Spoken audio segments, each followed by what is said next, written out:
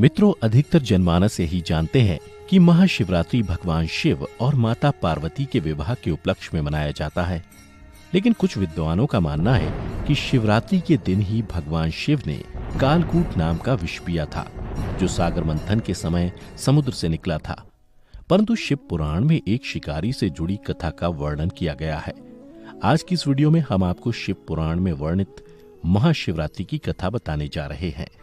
नमस्कार दर्शकों, the divine tales पर आपका एक बार फिर से स्वागत है। शिव पुराण के कोटि रुद्र संहिता में वर्णित कथा के अनुसार पौराणिक काल में किसी वन में एक भील रहता था, जिसका नाम गुरुद्रुह था। उसका परिवार बड़ा था। वह बलवान और क्रूर स्वभाव का होने के साथ ही क्रूरतापूर्ण कर्म भी किया करता था। वह प्रतिदिन वन में जाकर हिरण और अन्य जानवरों को मारता और वहीं रहकर नाना प्रकार की चोरियां करता था। उसने बचपन से ही कभी कोई शुभ कर्म नहीं किया था। इस प्रकार वन में रहते हुए उस दुरात्मा भील का बहुत समय बीत गया। तदनंतर एक दिन बड़ी सुंदर एवं शुभ कारक शिवरात्रि आई, किंतु वह दुरात्मा घने जंगल में निवास करने वाला था, इसलिए उस व्रत के बारे में वह नहीं जानता था। उसी दिन उस भील के माता पिता और पत्नी भूख से व्याकुल होकर उससे खाने की मांग करने लगे। उनके बार बार याचना करने पर वह भील तुरंत धनुष लेकर वन की ओर चल दिया और हिरणों के शिकार के लिए सारे वन में घूमने लगा। देवयोग से उसे उस दिन कुछ भी नहीं मिला और सूर्यास्त हो गया। इससे उसको बड़ा दुख हुआ और वह सोचने लगा कि अब मैं क्या करूं, कहां जाऊं। आज तो कुछ नहीं मिला। घर में जो बच्चे हैं उनका तथा माता पिता का क्या होगा, जो मेरी पत्नी है उसकी भी क्या दशा होगी। अतः मुझे कुछ लेकर ही घर जाना चाहिए। ऐसा सोचकर वह व्याध यानी शिकारी एक जलाशय के समीप पहुंचा और वहां पानी में उतरने का घाट था। वहां जाकर खड़ा हो गया और मन ही मन यह विचार करने लगा कि यहाँ कोई ना कोई जीव पानी के लिए अवश्य आएगा। उसी को मारकर उसे साथ लेकर प्रसन्नतापूर्वक घर को जाऊंगा। ऐसा निश्चय करके वह व्याघ्र एक बेल के पेड़ पर चढ़ गया और वहीं जल साथ लेकर बैठ गया। उसके मन में केवल यही चिंता थी कि कब कोई जीव आएगा और कब मैं उसे मारूंगा। इसी प्रतीक्षा में भूख प्यास से पीड़ित वह वहां बैठा रहा। इस तरह काफी रात हो गई और जब रात का पहला प्रहर आरंभ हुआ तो एक प्यासी हिरणी वहां आई, जिसे देखकर उस व्याध को बड़ा हर्ष हुआ और उसने तुरंत ही उसे मारने के लिए अपने धनुष पर एक बाण का संधान लिया। ऐसा करते हुए उसके हाथ के धक्के से थोड़ा सा जल और बिल्व पत्र नीचे गिर पड़े। उस पेड़ के नीचे शिवलिंग था, जिसके बारे में वह व्याध नहीं जानता था। इस तरह उस जल और बिल्व पत्र से शिव की प्रथम प्रहर की पूजा संपन्न हो गई। उस पूजा के महात्म्य से उस व्याघ्र का बहुत सा पाप तत्काल नष्ट हो गया। उधर वहां होने वाली खड़खड़ाहट की आवाज को सुनकर हिरणी ने भय से ऊपर की ओर देखा। व्याध को देखते ही वह व्याकुल हो गई और बोली, व्याध, तुम क्या करना चाहते हो? मेरे सामने सच सच बताओ। हिरणी की बातें सुनकर व्याध ने कहा, आज मेरे परिवार के लोग भूखे हैं, अतः तुमको मारकर मैं उनकी भूख मिटाऊंगा और उन्हें तृप्त करूंगा। व्याध का वह दारुण वचन सुनकर तथा दुष्ट भील को वाण ताने देख हिरणी सोचने लगी कि अब मैं क्या करूं, कहां जाऊं। अच्छा, कोई उपाय सोचती हूं।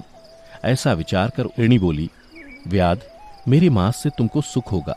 इस अनर्थकारी शरीर के लिए इससे अधिक महान पुण्य का कार्य और क्या हो सकता है।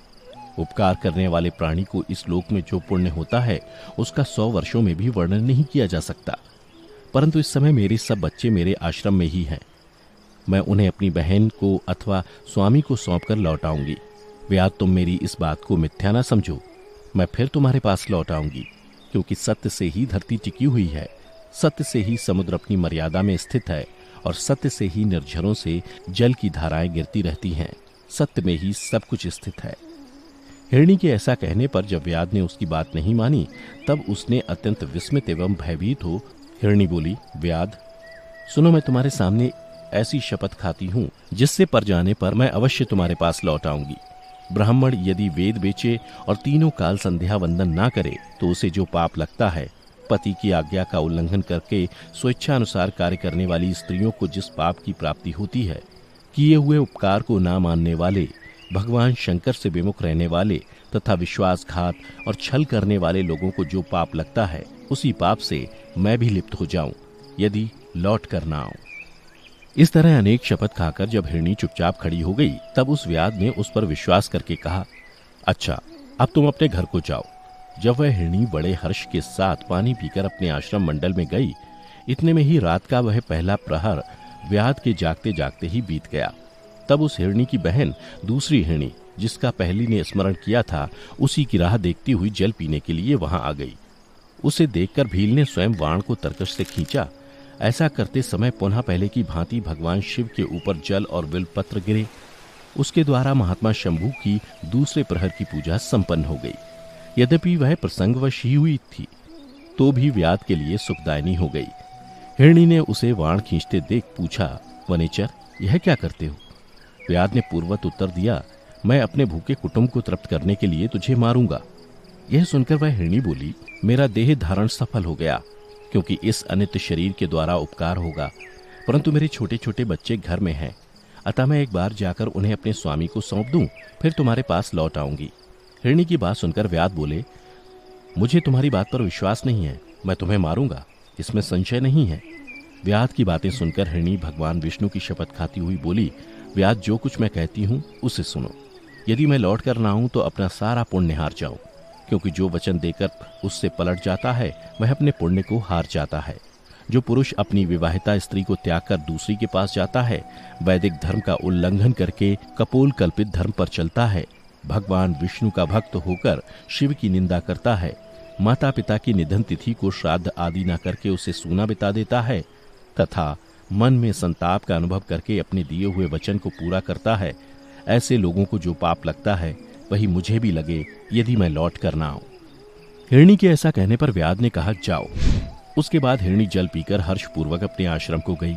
इतने में ही रात का दूसरा प्रहर भी व्याध के जागते जागते बीत गया। इसी समय तीसरा प्रहर आरंभ हो जाने पर हिरणी के लौटने में बहुत विलंब हुआ जान व्याध उसकी खोज करने लगा। इतने में ही उसने जल के मार्ग में एक हिरन को देखा। वह बड़ा हष्टपुष्ट था। उसे देखकर व्याध को बड़ा हर्ष हुआ और वह धनुष पर बाण रखकर उसे मार डालने को उद्यत हुआ। ऐसा करते समय उसके प्रारब्धवश कुछ जल और बिल्वपत्र शिवलिंग पर गिरे। उससे उसके सौभाग्य से भगवान शिव की तीसरे प्रहर की पूजा भी संपन्न हो गई। इस तरह भगवान ने उस पर अपनी दया दिखाई। पत्तों के गिरने की आवाज सुनकर उस हिरण ने व्याध की ओर देखा और पूछा, क्या करते हो? व्याध ने उत्तर दिया, मैं अपने कुटुंब को भोजन देने के लिए तुम्हारा वध करूंगा। व्याध की बात सुनकर हिरण के मन में बड़ा हर्ष हुआ और तुरंत ही बोले, मैं धन्य हूं, मेरा हष्टपुष्ट शरीर होना सफल हो गया, क्योंकि मेरे शरीर से आप लोगों की तृप्ति होगी। जिसका शरीर परोपकार के काम में नहीं आता, उसका सब कुछ व्यर्थ चला गया। जो सामर्थ्य रहते हुए भी किसी का उपकार नहीं करता, उसकी वह सामर्थ्य व्यर्थ चली जाती है तथा वह परलोक में नरकगामी होता है। परंतु एक बार मुझे जाने दो, मैं अपने बालकों को उनकी माता के हाथ में सौंपकर और उन सबको धीरज बंधाकर यहाँ लौट आऊंगा। उसके ऐसा करने पर व्याध मन ही मन बड़ा विस्मित हुआ। उसका हृदय कुछ शुद्ध हो गया था और उसके सारे पाप नष्ट हो चुके थे। उसने हिरण से कहा, जो यहाँ आए वे सब तुम्हारी तरह बातें बनाकर चले गए, परंतु वे अभी तक यहाँ नहीं लौटे। हिरण, तुम भी इस समय संकट में हो, इसलिए झूठ बोलकर चले जाओ, फिर आज मेरा जीवन निर्वाह कैसे होगा? व्याध की बातें सुनकर हिरण बोले, व्याध, मैं जो कुछ कहता हूं उसे सुनो। मुझ में असत्य नहीं है। सारा चराचर ब्रह्मांड सत्य से ही टिका हुआ है। जिसकी वाणी झूठी होती है उसका पुण्य उसी क्षण नष्ट हो जाता है। तथापि व्याध, तुम मेरी सच्ची प्रतिज्ञा सुनो। संध्या काल में मैथुन तथा शिवरात्रि के दिन भोजन करने से जो पाप लगता है, झूठी गवाही देने, धरोहर को हड़प लेने तथा संध्या न करने से द्विज को जो पाप होता है, वही पाप मुझे भी लगे, यदि मैं लौट कर ना आऊं। जिसके मुख से कभी शिव का नाम नहीं निकलता, जो सामर्थ्य रहते हुए भी दूसरों को उपकार नहीं करता, पर्व के दिन श्रीफल तोड़ता, अभक्ष्य भक्षण करता तथा शिव की पूजा किए बिना और भस्म लगाए बिना भोजन कर लेता है, इन सब का पातक मुझे लगे, यदि मैं लौट कर ना आऊं। उसकी बात सुनकर व्याध ने कहा, जाओ, शीघ्र लौटना। व्याध के ऐसा कहने पर हिरण पानी पीकर चला गया। वे सब अपने आश्रम पर मिले। तीनों ही प्रतिज्ञाबद्ध हो चुके थे। आपस में एक दूसरे के वृत्तांत को भली भांति सुनकर सत्य के पाश से बंधे हुए उन सब ने यही निश्चय किया कि वहां अवश्य जाना चाहिए। इस निश्चय के बाद वहां बालकों को आश्वासन देकर वे सब के सब जाने के लिए उत्सुक हो गए। उस समय जेठी हिरणी ने अपने स्वामी से कहा, स्वामिन, आपके बिना यहाँ बालक कैसे रहेंगे? प्रभु, मैंने ही वहां पहले जाकर प्रतिज्ञा की है, इसलिए केवल मुझको जाना चाहिए, आप दोनों यहीं रहें। उसकी ये बात सुनकर छोटी हिरणी बोली, बहन, मैं तुम्हारी सेविका हूं, इसलिए आज मैं व्याध के पास जाती हूं, तुम यहीं रहो। यह सुनकर हिरण बोले, मैं ही वहां जाता हूं, तुम दोनों यहां रहो, क्योंकि बच्चों की रक्षा माता से ही होती है। स्वामी की यह बात सुनकर दोनों हिरणी बोली, प्रभु, पति के बिना इस जीवन को धिक्कार है। तब उन सब ने अपने बच्चों को सांत्वना देकर उन्हें पड़ोसियों के हाथ में सौंप दिया और स्वयं शीघ्र ही उस स्थान को प्रस्थान किया जहां वह व्याध शिरोमणि उनकी प्रतीक्षा में बैठा था। उन्हें जाते देख उनके सब बच्चे पीछे पीछे चले आए। उन्होंने यह निश्चय कर लिया था कि माता पिता की जो गति होगी वही हमारी भी हो। उन सबको एक साथ आया हुआ देख व्याध को बड़ा हर्ष हुआ। उसने धनुष पर बाण रखा। उस समय पुनः जल और बिलपत्र शिव के ऊपर गिरे। इससे शिव के चौथे प्रहर की शुभ पूजा भी संपन्न हो गई। उस समय व्याध का सारा पाप तत्काल भस्म हो गया। इतने में ही दोनों हिरणी और हिरन बोल उठे, व्याध शिरोमणि, शीघ्र कृपा करके हमारे शरीर को सार्थक करो। उनकी यह बात सुनकर व्याध को बड़ा विस्मय हुआ। शिव पूजा के प्रभाव से उसको दुर्लभ ज्ञान प्राप्त हो गया। उसने सोचा, ये हिरन ज्ञानहीन पशु होने पर भी धन्य है, जो ज्ञानहीन होकर भी अपने शरीर से परोपकार करना चाहते हैं। लेकिन धिक्कार है मेरे जीवन को कि मैं अनेक प्रकार के कुकृत्यों से अपने परिवार का पालन करता रहा। अब उसने अपने बाण रोक लिए तथा मृगों से कहा कि वे सब धन्य हैं तथा उन्हें वापस जाने दिया। उसके ऐसा करने पर भगवान शंकर ने प्रसन्न होकर तत्काल उसे अपने दिव्य स्वरूप का दर्शन करवाया तथा उसे सुख समृद्धि का वरदान देकर गुह नाम प्रदान किया।